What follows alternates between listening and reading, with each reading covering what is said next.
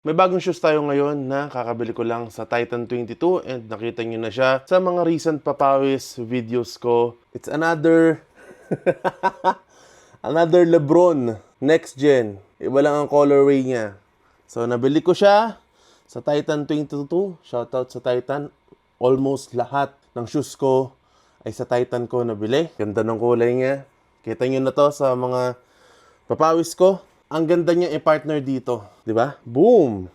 So parehas silang LeBron. Kita niyo naman, oh. Pwede siyang ganito yung suot, magkaiba lang ng colorway. So hindi ko pa siya natatry, pero sa susunod na mga papawis ko, parang gantong combo yung gagawin ko. So kakalabas lang rin ng Titan ng LeBron X Titan collaboration. I think it's the Hope colorway. Well, hindi ko siya nabili kasi kakabili ko lang rin na to. Bumili ko na to, binigyan ako ng pendant ng Titan. And yun nga lang, hindi muna ako bumili ng Hope colorway kasi kakabili ko lang na to. So hopefully soon, pag naging available na siya, kasi ngayon alam ko, limited pa lang, limited access sa may mga hawak ng pendant, yung Hope colorway ng gantong LeBron. These two ay galing sa Titan. Doon talaga ako lagi bumibili ng mga shoes ko kasi meron silang mga size 13 pataas. So yun lang.